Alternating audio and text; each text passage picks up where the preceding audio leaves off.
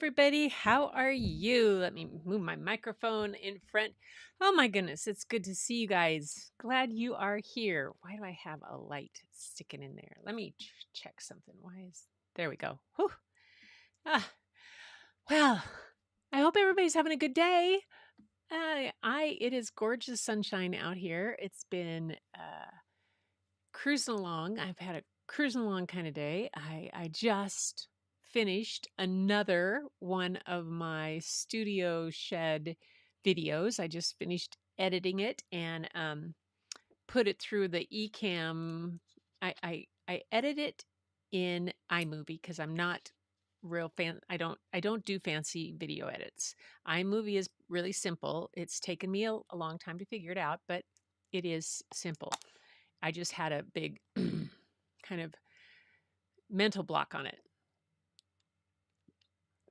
So I have just a bunch of clips and things and images and stuff like that. So I just pull them into iMovie, kind of cut them down, put them together, put transitions and want to put the music in and up, lower, and raise it, which I've figured out took me many times of Googling and finding out. And then I bring it into eCam as a scene and have the overlay around it. And so then it can play and record all in one in eCam with my intro and everything. And then eCam you send it directly to YouTube.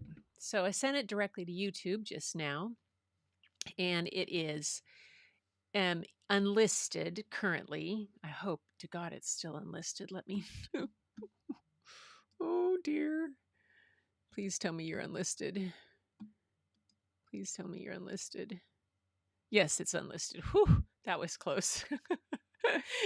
It keeps it unlisted till I get it all done. Then I go in and I put in the chapters and the stuff that you do at YouTube that TubeBuddy helps me with and all that. And then I'll probably release it tomorrow morning. Schedule it to go out live tomorrow morning. Ah, yay.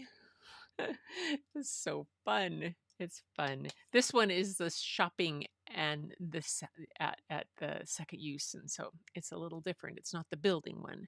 I don't have any power tools in my hand in this one, but it is good. Yeah, I saw you guys had watched that. Thank you so much. Thank you so much. There's Tamara and Linda. Uh, Linda, I was at Lala. You were at Lala's? Yeah, I saw that Lala was doing something today too. I talked to her earlier. Was she in Mary Lou's live? I can't remember. Anyway, so I was editing. That's why I missed hers. Thank you. I love the green. Yeah, I like wearing green. I like wearing green. Oh my gosh, you guys, Sunday. Okay, so Sunday, spread the word. For for for oh, Sunday, hold it.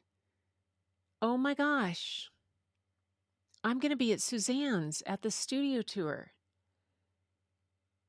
And I won't be back until Tuesday. Dang. Okay. Well, I'll have to put out a thing that says I can't be there on Sunday because I don't I think the studio tour, and I don't know what her house is like for setup for live show. Ah. Anyway, so the next time I'm with you guys, I have found pictures that prove I have red hair. My 7th grade class picture. Oh my gosh. So bad. No makeup because my mom wouldn't let me wear makeup, and I have like white eyelashes. No makeup, freckles all over the place, and red hair. Oh, geez, my hair's in this little flip thing. Oh gosh. Yeah. Oh, I'm glad I warned her I'd have to leave. Yeah. She's in the middle of doing this is day 30 for her, I think. Yeah. It is day 30 and she's got one more day. Oh my gosh. That Lala girl, I tell you, she is something else. Anyway, so hi everybody. I'm so glad you're here. I have 3 stories tonight. Musical based. One I'm not so sure I didn't read to you once before. Did I read the story about Pete Seeger? to you guys? The Golden Thread, a song for Pete Seeger. It was just interesting. So there's two fairly contemporary people and one not so contemporary in the stories for tonight. So let me move my comment section over here. And so the first book is called The Golden Thread, a song for Pete Seeger, and it's by Colin Malloy and illustrated by Nikki McClure. And Colin Malloy is a writer of the best-selling Wildwood Chronicles and the singer-songwriter for the band The Decemberists. He once joined Pete Seeger on stage singing American folk standards at the Newport Folk Festival in 2011. And even now, he can barely believe it actually happened. It was so cool. He lives just outside of Portland, Oregon with his family. And this was his first picture book. And Nikki McClure is an artist and writer who lives with her family in Olympia, Washington, which is just across the water from me. Olympia is the capital of our fair state. She's the author-illustrator of a number of acclaimed picture books, including Waiting for High Tide, in Collect Raindrops, and The Great Chicken Escape. She's the illustrator of All in the Day by Cynthia Relant. Oh, and May the Stars Drip Down by Jeremy Chaitlin. Yeah, so that's this book. It's called The Golden Thread, a song for Pete Seeger. Pete Seeger was quite an interesting person. He was an amazing, looked at now as an American treasure in terms of his songs, but he wasn't always thought of so well. And the author says, even though I only met him once briefly in 2011, it really feels like Pete Seeger has been a lifelong acquaintance of mine. He was there in the songs my family sang around campfires. He was there smiling and singing on the LP sleeves of my parents' record sleeves. He showed up in photographs of civil rights marches and union rallies. His voice was an undeniable presence in the modern environmental movement. I admit to having wept with patriotic pride listening to him over the radio, lead the crowd singing This Land Is Your Land at the Lincoln Memorial in 2009. My admiration for him has only grown researching and writing the simple verse for this book. I'd like to thank Donna Bray for giving me the opportunity to celebrate Pete's life in this way and for early on for the writing process. Anyway, let's go to the story. Here we go. It is The Golden Thread. Oh, at least they're doing planners. Oh, well, yeah, that's no good for me. Planners are, they make nice decoration on my shelves. The Golden Thread. This machine surrounds hate and forces it to surrender. A song for Pete Seeger. I love the, back to that reference of that we had with stick figures, but now developed a little bit further. Oh, what happened there? Hang on, you guys. That's supposed to be a circle, and it's supposed to be a circle. There we go, I missed. And it's supposed to be much smaller and in a different place. Ah, I know why, because I used it for another scene. There we go. Here we go. Now I can read. The Golden Thread.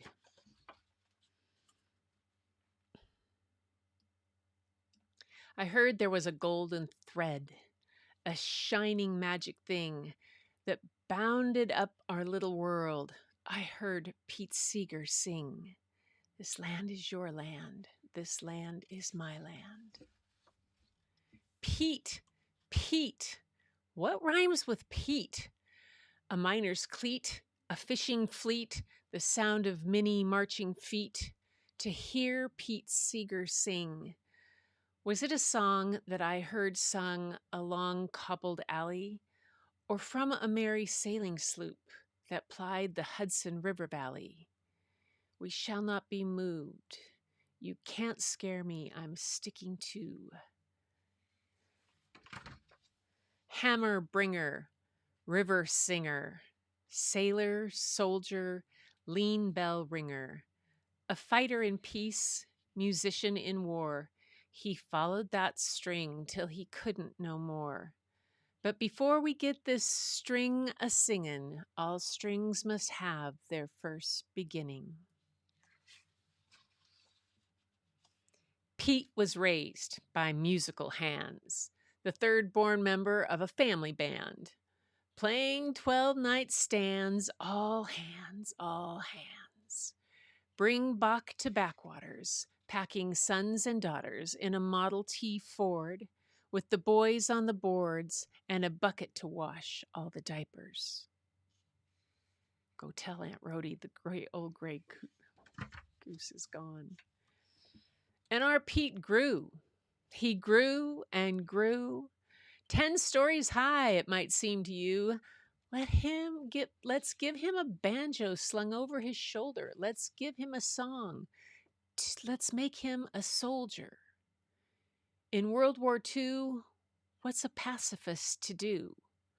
Armed with a banjo, he followed along to keep soldiers in cheer by singing 'em songs. A banjo can do more good than a gun, and it's a lot more fun as there are songs to be sung, and chords to be rung, and voices to be brung round in harmony.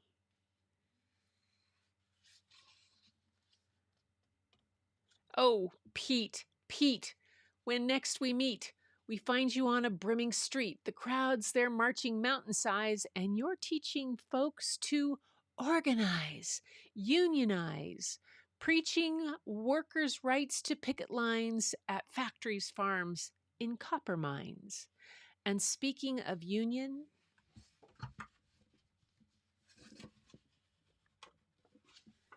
by now our Pete's a married man.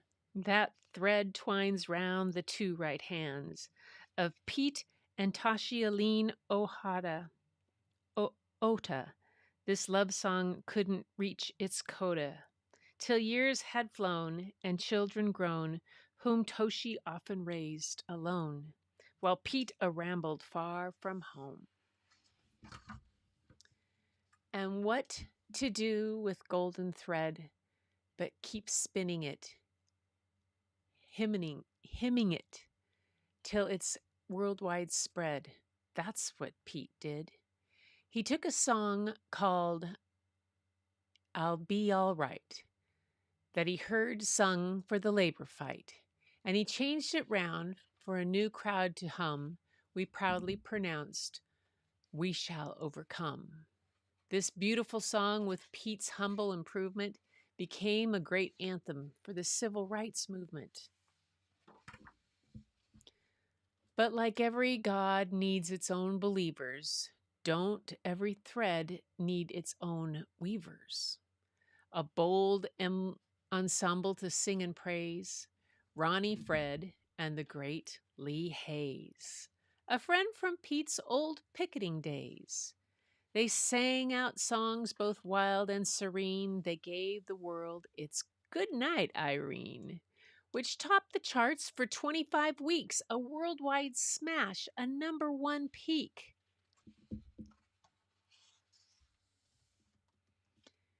But now our story takes a darker turn, like every season must turn.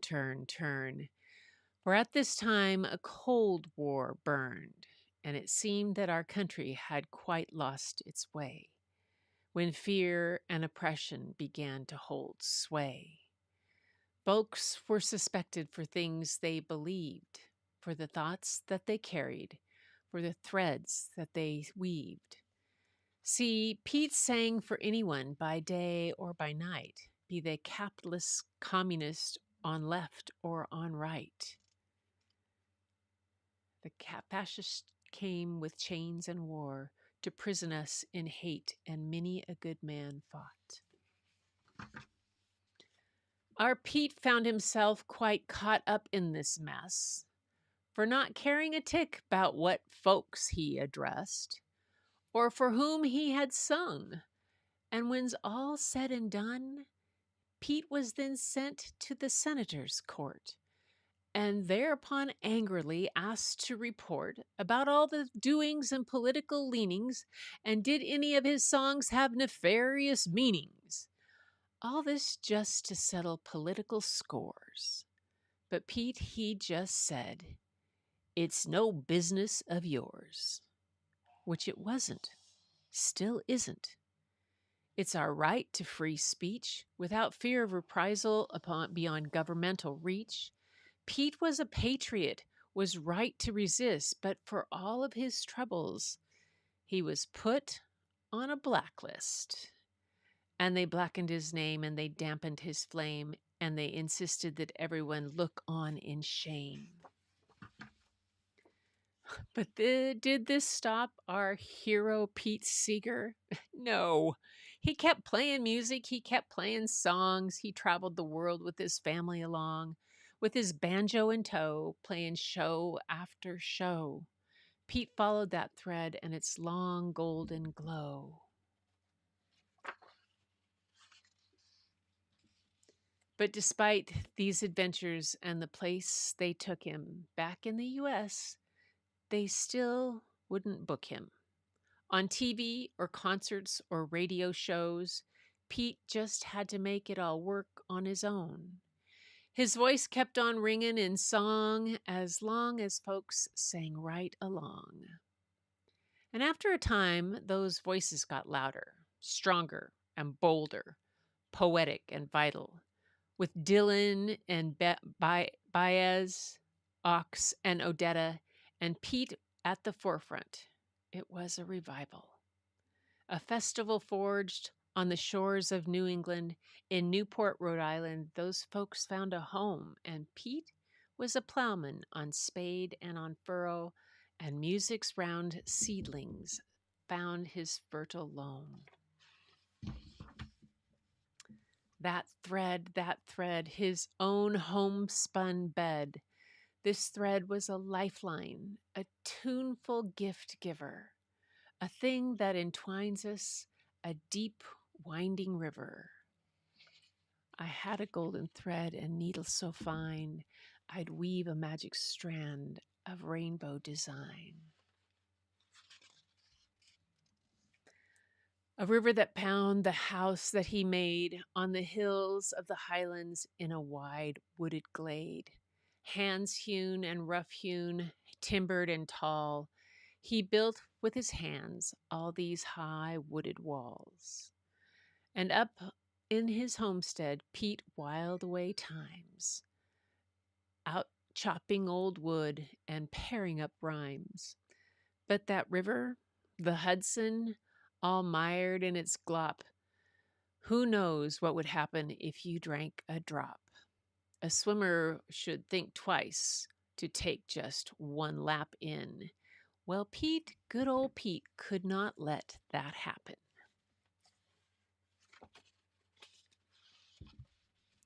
So he built him a ship, a fine wooden ship, to spread the good word on the Hudson's vile soup.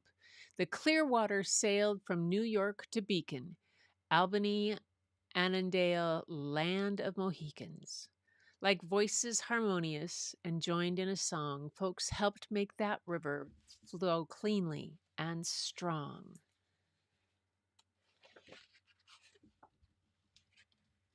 As threads have beginnings, so must they have ends, just like a river in its bows and its bends. As it starts in the mountains and flows to the sea, it spreads the world over when it finally breaks free. To everything turn, turn, turn, there's a season. Turn, turn, turn. Pete's thread stretched long. It bridged generations through depressions, recessions, and high celebrations. He followed it doggedly and with all of his heart. He wove it and drove it into his own art. Now, Pete is beyond us. He's passed on away, but his legacy still surrounds us today. In music, in rivers, in organization, a hero to all in his young, mighty nation. Oh, I heard there was a golden thread, a shining magic thing that bounded up our little imperfect world, I heard Pete Seeger sing. Nobody living can ever make me turn back. This land was made for you and me. And there he died, January 27th of 2014, at the age of 94. He was born in May 3rd of 1919. Wow.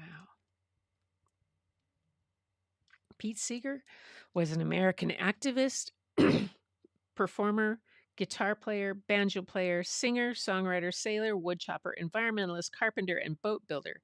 In his life, Pete wrote or arranged some of the most important American songs of his day: Turn, Turn, Turn, We Shall Overcome, Where Have All the Flowers Gone, and Deep Muddy, a scant selection from the hundreds of songs he wrote or arranged.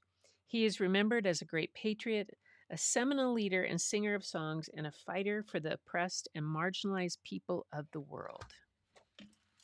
And that is The Golden Thread, a song for Pete Seeger. What'd you think of that one? I like that.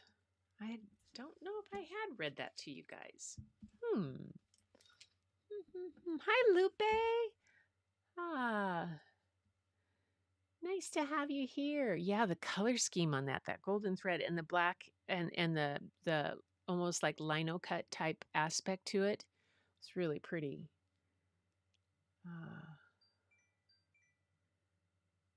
Oh, I used to sing these songs a lot when I was we would sing them in our choir and in church groups and in youth groups and stuff like that, and always at camp. Always at camp. This Land Is Your Land was one of them. And I love it. Hola. Yeah. Folk songs were songs of protest that drew people together. They really did. They really did. Okay, well, in there they mentioned the subject of our next book. That when he was with his family and they were singing all around, and they would take Bach to banjos to the backwoods. And the next book I have is called Becoming Bach, and it's by Tom Leonard. And it's written and illustrated by Tom Leonard. He's worked as a freelance illustrator for over 20 years. He's illustrated many children's books, usually with a view toward nature. For this book, the first he's also written, he explores his favorite subject, the art of music, and his favorite composer, Johann Sebastian Bach. He lives in South Philadelphia with his wife, Rose, and teaches illustration at the University of the Arts in Philadelphia. Cool. So, boom. All right, that's this one, Becoming Bach by Tom Leonard. Let's see if there's no, the cover. I was wondering if there's anything on the inside of this one. Nope, no secret cover. Becoming Bach. Let's see what this.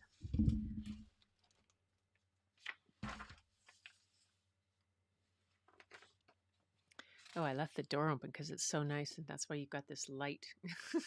Got an extra bit of light coming through because it's not blocked. Maybe if I put my water bottle there, it'll block that. Will it? Oh, look at that. I put the water bottle there and it blocked that little ray of light. Yay. Becoming Bach. I just couldn't stand to close the door. It's too nice out. Just too nice. Besides all those down here with me. He wants to, oh, he's totally asleep. He's like right in the doorway to the studio. He's just zoned out. Poor the Aldo. There was always music.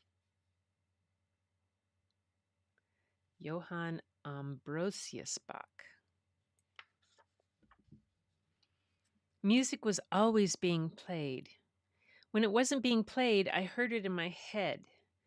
Johann Sebastian Bach, age 1.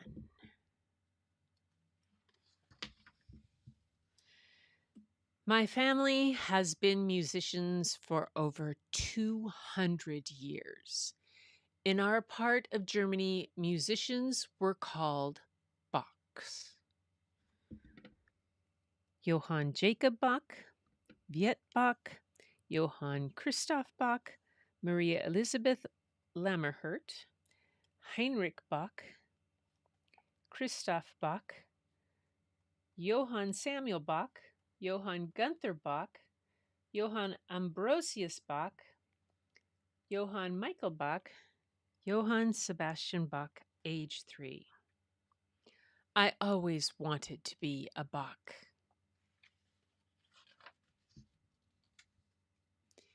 We would bring our instruments and play and sing on a hillside.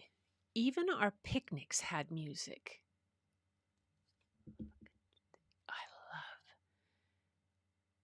this illustration, Renaissance type. Oh, so cool.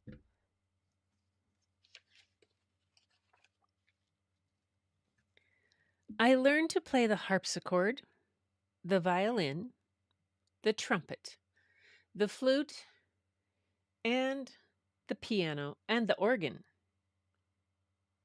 And I sang in my strongest voice.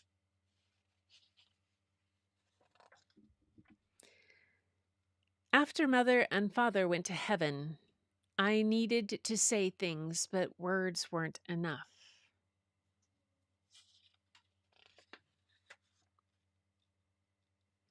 I walked over 30 miles with my brother, Johann Jacob, to live with our oldest brother, Johann Christoph.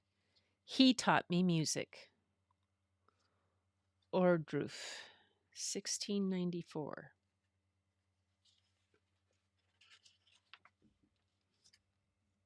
I loved to copy music, but my brother hid the hard music from me.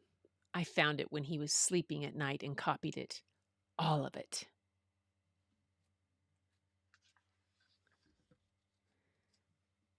The music made patterns on the page. The patterns made music when you played them.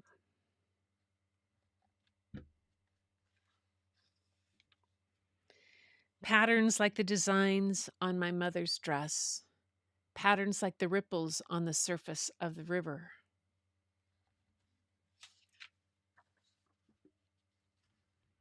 New sounds, happy sounds, quiet sounds, yellow sounds, red sounds, blue sounds, all the sounds in my head. I needed to make patterns, so I wrote music. Patterns of sound, patterns of invention. Just 7 notes. Every note made a different sound.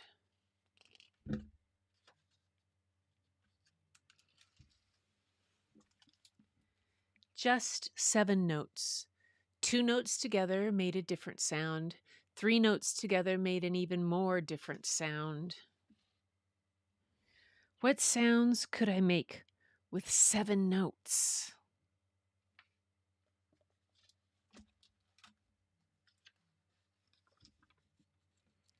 I saw pattern everywhere I looked.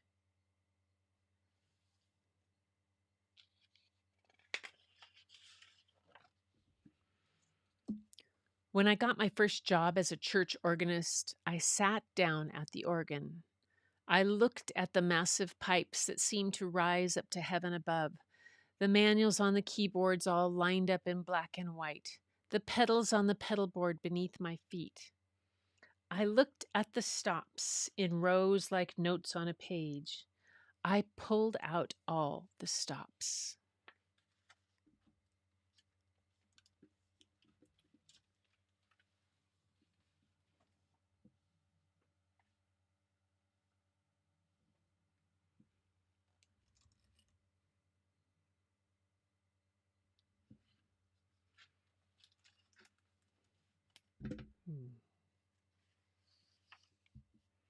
And I produced the largest sound possible, a sound that could be heard for miles. It was a mighty sound. It was a sound that would be heard forever. It was the sound in my head.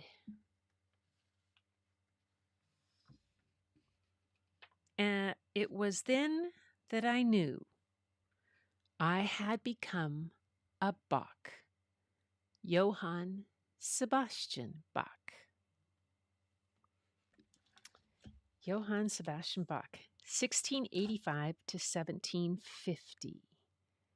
So he was 75 when he passed. Born in 1685 in Germany, young Sebastian Bach was a serious boy who loved music. At the age of 9, his mother died, followed 6 months later by his father. Though he was orphaned, he had 7 older siblings and was taken under the care of his older brother, Johann Christoph. Christoph gave Sebastian lessons in music. When he was 18, he was appointed as violinist to the band of the Duke of Weimar of Mulhausen, Germany, but Sebastian's true love was the organ. He would watch how organs were built. He would design organs. Wow. He would test organs, and later he became an organist and a choir director in the town of Arnstadt. His position at Arnstadt didn't last long, however, as the young man was prone to writing music of strange sounds and strange variations, which upset the traditional church authorities. He even allowed a woman, Maria Barbara, to sing in the choir, which was not allowed. He married Maria and moved to Mulhausen, where he wrote his first cantatas, longer pieces of music for singers, the organ, and the orchestra. Back to Weimar, where he continued to write, often pulling from the dramatic flourishes in Italian music. And soon he was experimenting by layering harmonies on top of harmonies, giving his music an emotional resonance that helped establish his name as a master. Prince Leopold of Cologne persuaded Bach to work privately for him, and there Bach perfected a new technique. Organ players rarely use the thumb and fourth finger at all. Bach used all 5 fingers. It was said his fingers were all equal strength, all equally able to play with the finest precision. His feet seemed to fly across the pedals, as if they were winged, and mighty sounds were heard. Organ, oh my goodness. We had a few little lessons in organ when I took my piano lessons when I was a kid. My piano teacher also taught organ, and I tell you, it was just very complicated in my mind. After 3 years at Cologne, Bach took a trip with Prince Leopold. Then he returned home and he found that his beloved wife was dead and buried, leaving behind 4 children. 3 had died in infancy. Bach was a man of deep emotions and few words. His suffering would find a voice in music, as it always had. Within a year, he met Anna Magdalena Wilke, and she loved flowers, music, children, and Bach. They soon married and together had 13 children. 13 more. Over time, Bach tired of Cologne, and he left to become cantor to the school of St. Thomas in Leipzig.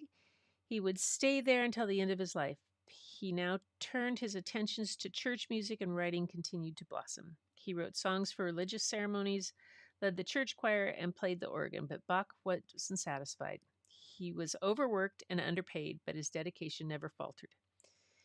Bach had never traveled more than 200 miles from where he was born. During the latter years of his life, he withdrew inward, creating some of his most profound music ever written.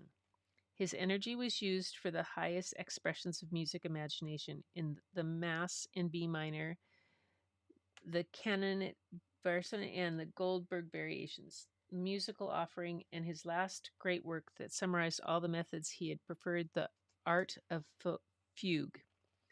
He had a lifelong habit of working in poor light, and now, as an older man, his eyesight was failing. Then, on the morning of July 28, 1750, he woke up to see quite clearly again. He saw Anna and his children around his bed. Later that evening, he had a stroke and passed away. Whoa. 4 of Bach's sons went on to successful musical career. During his lifetime, Bach's son, Carl Philipp Emanuel Bach, was considered the superior composer. After his death, Johann Sebastian Bach's reputation as a composer at first declined. He was remembered more as a player and a teacher. His sons and his students kept his memory partially alive. But 100 years after his death, his reputation began reemerging slowly, and until now, when many regard him as the greatest composer of all time. So that's Bach. Yeah, that's that one. Okay, what's everybody saying here? Lupe, thank you. Sixth grade camp, yeah. I know. Hey, Roy, how you doing? Nice to have you here. Tech Troublemakers here in the house. Woohoo! He's been busy boy these days. Hey, Roy, I have you. I have to tell you something. I tell you, watching Lala and you and stuff, I've actually gotten 2 videos completely that are of my studio build, completely edited and posted, recorded videos, not lives, but recorded, where I took clips and put them together. And just before this, I finished another one. That's like 3 in 3 days. Seriously? What's wrong with Gretchen? Hello. Don't tell Doc. He'll expect it to be regular. No. Anyway, hey. So one more story. So we started with Pete Seeger, Modern Times, Golden Thread, the time of his life that he so many folk art songs that he had, or folk traditional songs that he's had, and that not only for the voice of many people, but the voice in protest and in pacifism that he had. And then we went back, way back in time, to the 1600s, late 1600s, to Bach. And now we're coming back up to modern time, to somebody that is pretty incredible. She's still around. She played at the last year's Grammys, I think it was, got a special award. Anyway, um, somebody that I have listened to for a long, long time, for probably most of her career. And I think you're going to like this book. This book is by Selena Alco. And Selena Alco grew up in Canada, like the who this book is about. And she's been a painter since she was a child. She loves mixing materials together to create artwork for her award winning children's books. And besides working in her studio, Selena likes to travel, don't we all? Be involved in her community and spend time with her kids. Selena makes her home in Brooklyn, New York, and her family and their 2 parakeets, Sunny and Snowy parakeets. So this story I'm excited to read, because this lady is something else. This is a book about Joni Mitchell. Yes, the amazing and great Joni Mitchell. Oh my goodness. The Lyrical Life of Joni Mitchell. Joni. Look at the artwork already. I do not know what it's made from. Oh, it's part collage, part watercolor. Yeah, so here's some collage work in it. I think it's going to have watercolor, maybe have some gouache also. Maybe some pen and ink too. Yeah, it looks like pen and ink.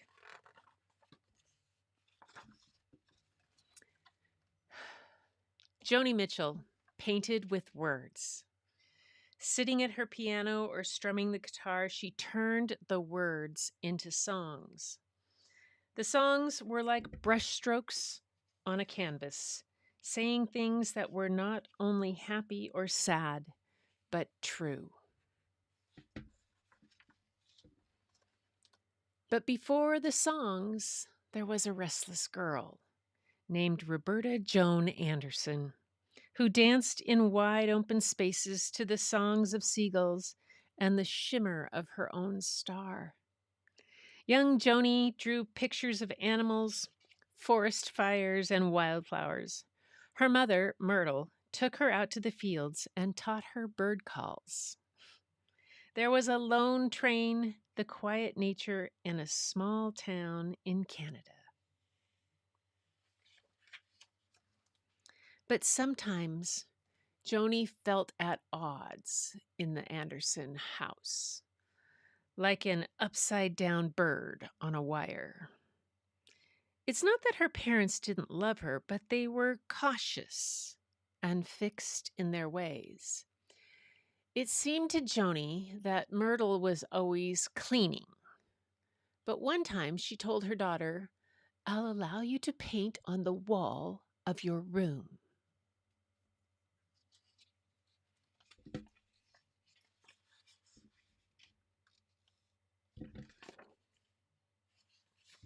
At piano lessons, Joni made up her own melodies. Rainbows tiptoed and jumped and skipped in her head.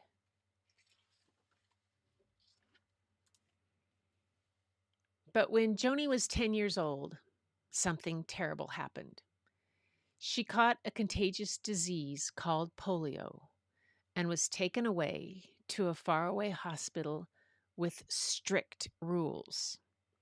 The girl who loved dancing and painting and music was ordered to be perfectly still.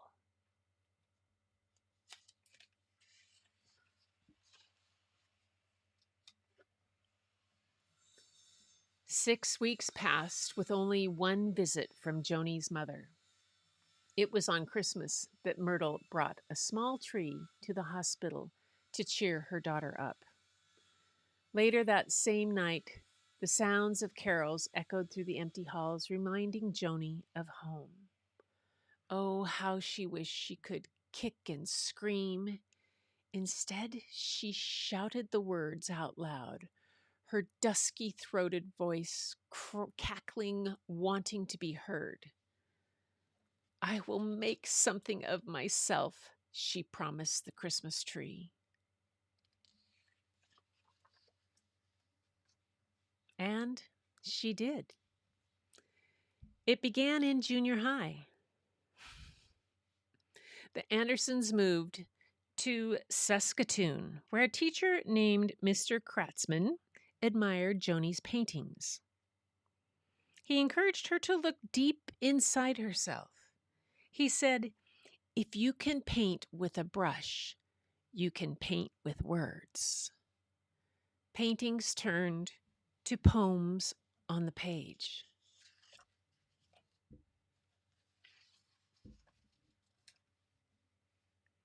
In high school, Joni was desperate for a guitar to entertain her friends with. "No," said her mom. So Joni saved up $36 to buy a ukulele. Later on, modeling at a local department store earned her enough money to buy her first guitar. But she wanted to do more than play for her friends. When Joni finally left Saskatoon, it was to go to art school in Calgary, where she found a world of coffee houses and poetry and a captivating music scene. Hearing about a folk festival in Toronto, Joni and her boyfriend left school to take a 3-day train trip across Canada.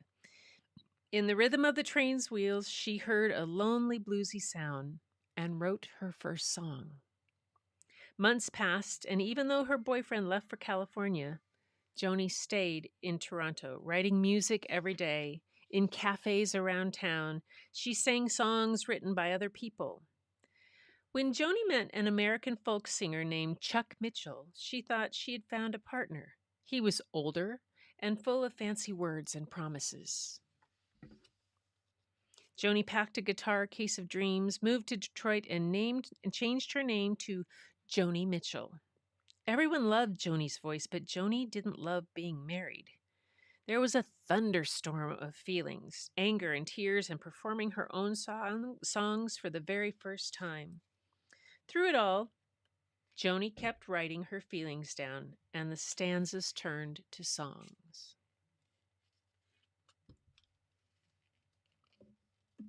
Joni saw music everywhere. On a flight one time, she looked up from her book and noticed the clouds from above and below. How different the clouds looked from both sides. What about looking at her own life that way? There was so much to learn about life and so much to learn about love, too. Rows and flows of angel hair and ice cream castles in the air. Everywhere. Next, Joni followed her music to New York City. Her neighborhood, Chelsea, was abuzz with energy. There were 1,000 stories on a single block. The sounds of horns and people and pigeons drifted through butterscotch curtains.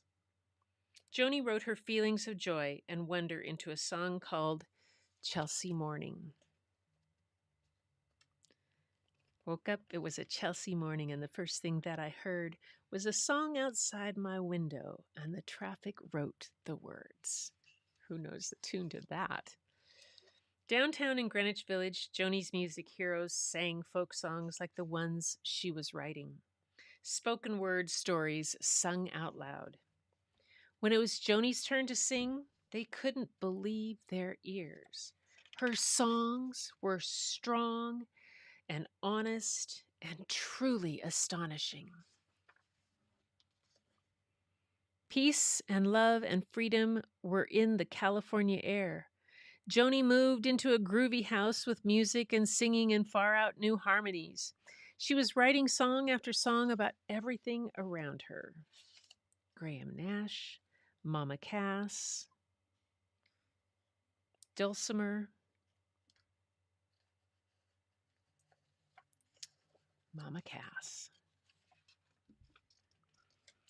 In the summer of '69, all of Joni's friends were going to Woodstock, a music festival in upstate New York. Joni wanted to go and perform, but she worried she would make it back in time to go on TV the next day. When she saw what she had missed, singing and guitars and campfires and sunshine that bloomed into rainflowers, she painted her left out feelings into the song Woodstock.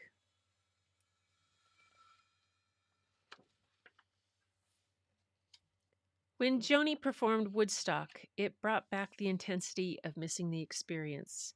She sang, "We've got to get ourselves back to the garden." Hearing it, her fans felt like they were part of something bigger than themselves.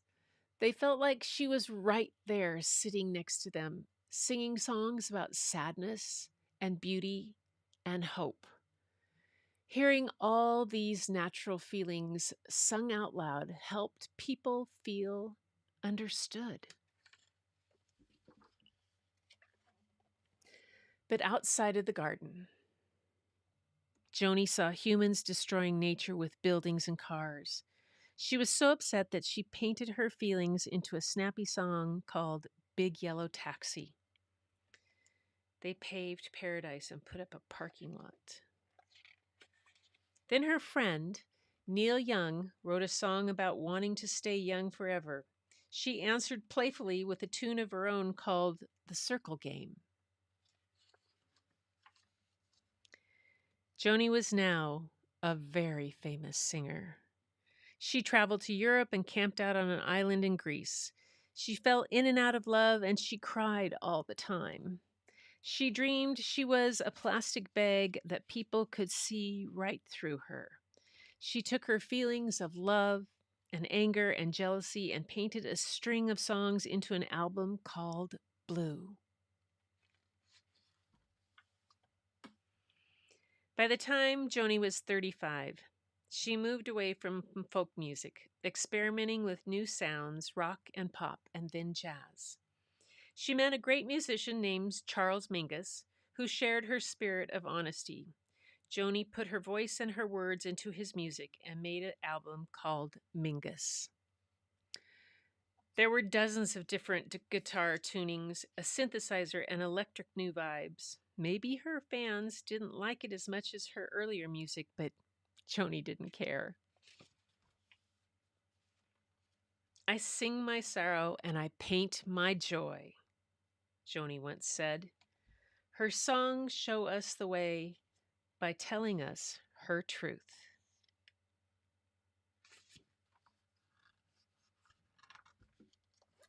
Truth gives us freedom, and freedom gives us wings to fly.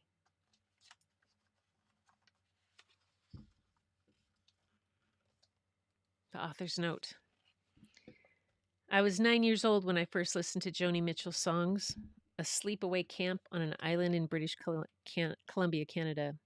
I strung bracelets with my friends to Joni's songs, The Circle Game, and A Big Yellow Taxi.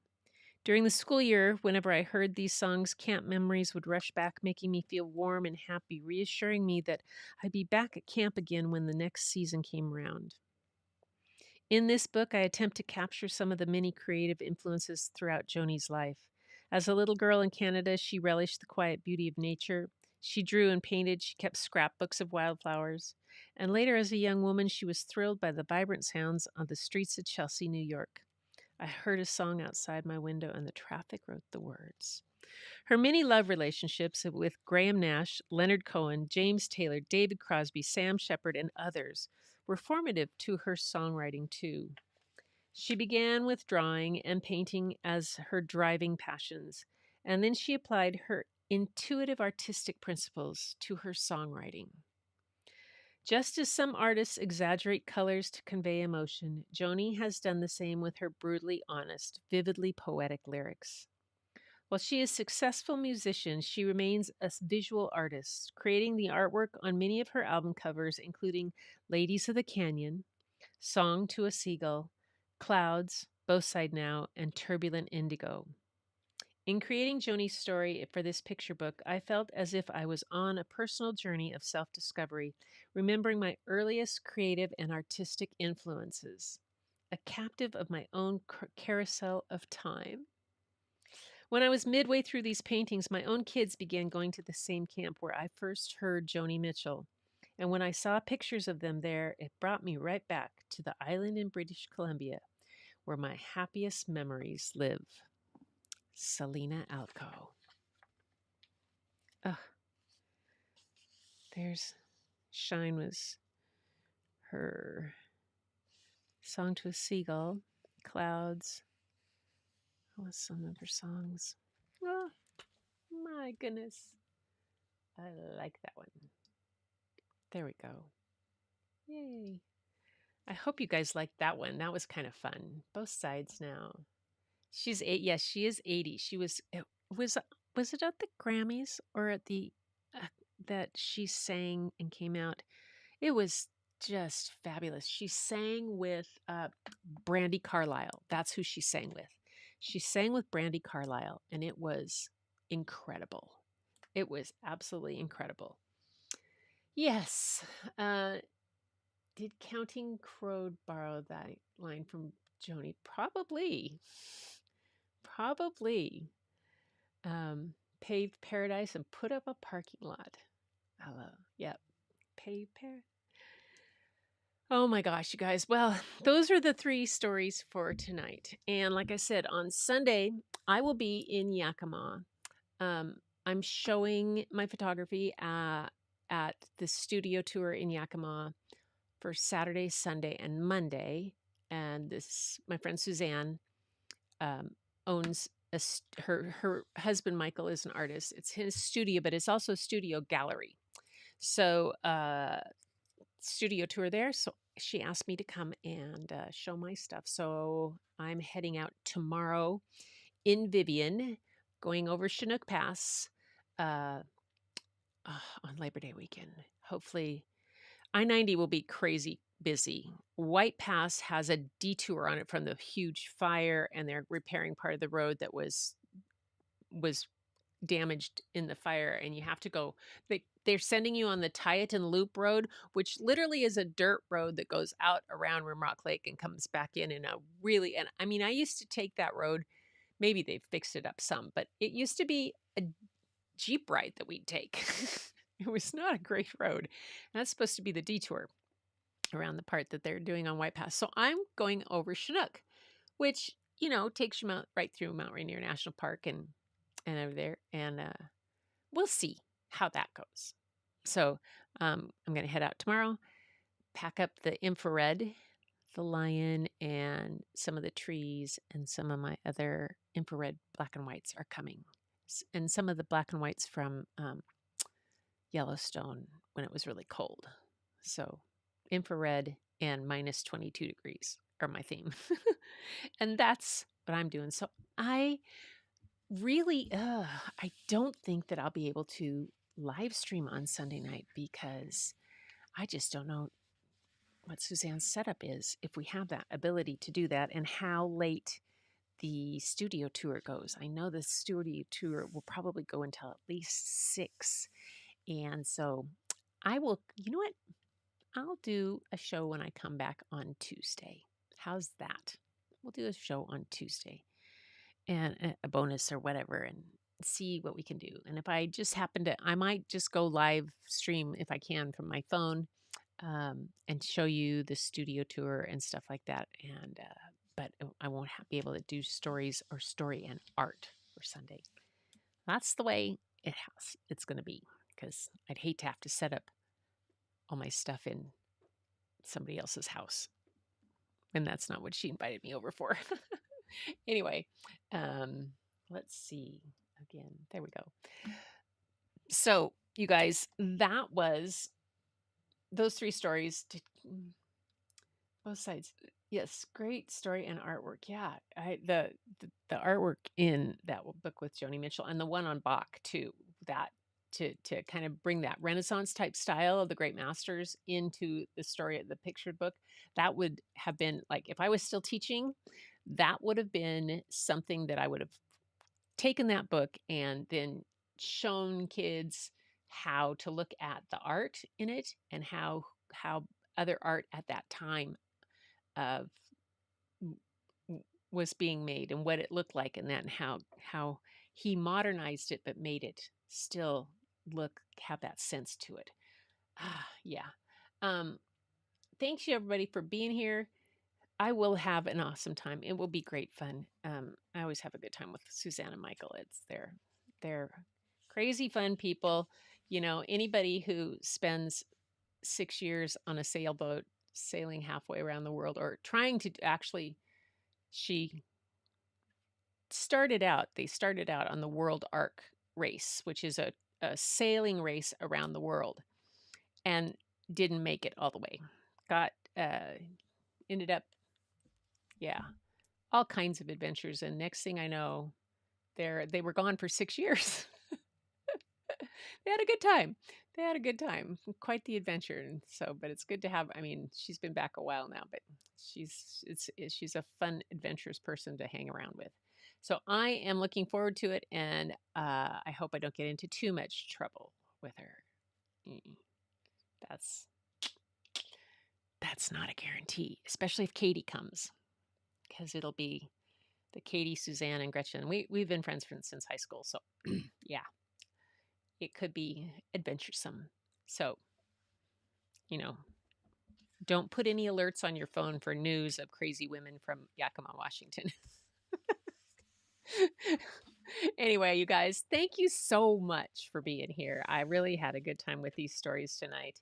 And I have had a good time getting my videos in. And you guys have been really super nice and commenting and watching my little videos about the one that's coming out about the salvage shopping is only like 2.5, 3 minutes long. It'll come out. I'll post it to come out tomorrow morning. So that'll be, because I got to go in and make sure I've got the chapters and all that stuff that helps to make it do what it's supposed to do. Anyway, you guys, that's it for Story and Art tonight. And thank you for being here and listening in and enjoying yourselves. It's so nice to have the bucket fillers in the house. And until next time, you guys, you know the drill. Keep looking for the beauty hidden in plain sight. It's all around you. But the first place you're going to find it is when you go look in your mirror. And I'll see you next time.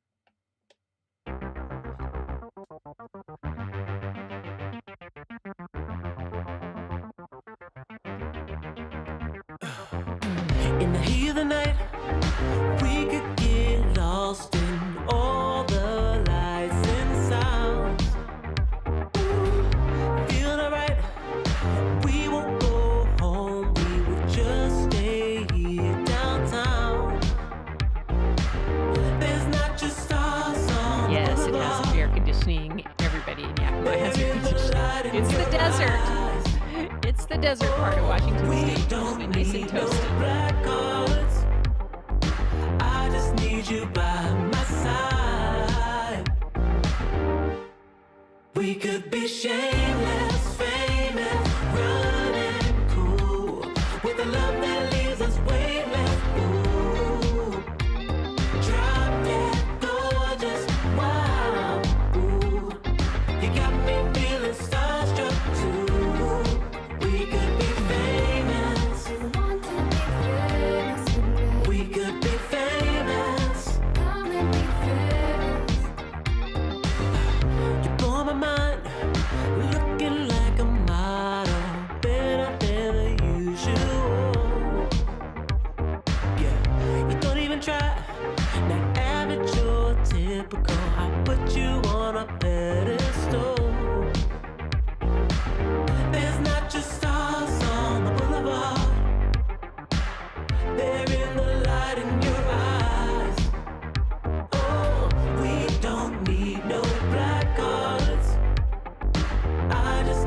Bye.